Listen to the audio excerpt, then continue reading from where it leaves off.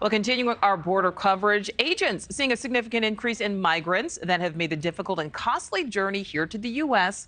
all the way from China. Correspondent Jorge Ventura is live in El Dago, Texas. So, Jorge, what are we learning?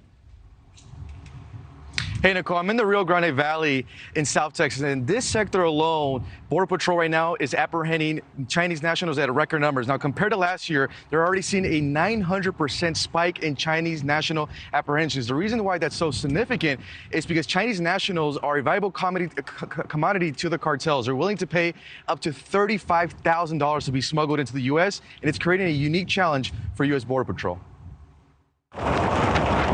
Behind the wall on the U.S.-Mexico border, are they hugging the ditch area? Is the Texas Department of Public Safety, working in partnership with the Border Patrol to stem the flow of illegal migrants crossing into the U.S. We spend time with the Texas DPS brush teams to get a first-hand account of the issues they face every day. They're dealing with the uptick in Chinese nationals, especially in the Rio Grande Valley sector, which is unusual. Before, we would never see this many Chinese nationals coming across this area here. The numbers back up Lieutenant Olivares. In the first 5 months of the 2023 fiscal year, there have been 4,366 encounters with Chinese nationals at the southwest border, with 1,368 in the month of February alone. It's a very lucrative business for the smuggling organizations, especially dealing with Chinese nationals, where they're having to pay anywhere from $35,000 and up. We saw the first-hand number of Chinese migrants making the journey. Did you just arrive here in the United States? Communicating through a translator app.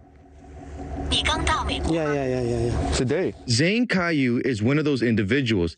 He fled China because of the strict COVID-19 policies, sharing the video of what he had experienced before fleeing the country. His journey to the United States began in Ecuador. Panama.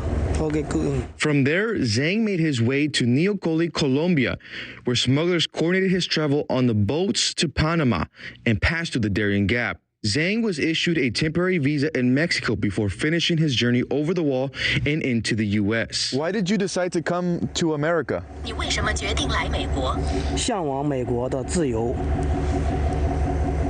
Yearning for American freedom. And Nichole, we've been in communication with Zhang. He was actually released last night by Border Patrol officials, and he's actually on a bus on the way to New York with a notice to appear. It's a pretty significant because a lot of these Chinese nationals are actually flying into Ecuador. Ecuador is one of the few countries that doesn't require a travel visa for Chinese nationals, and from there they'll begin the very dangerous and long journey to the U.S. And it's really creating this unique challenge for U.S. Border Patrol with the language barrier. It's extending the processing times, but this sector now is leading all border sectors in Chinese national apprehensions, and Border Patrol tells me they expect those numbers to continue to rise. Yeah, a 900% increase. That is extremely significant. Thank you, Jorge. Thank you for watching. Go to newsnationnow.com to find NewsNation on your television provider. And don't forget to click the red subscribe button below to get more of NewsNation's fact-driven, unbiased coverage.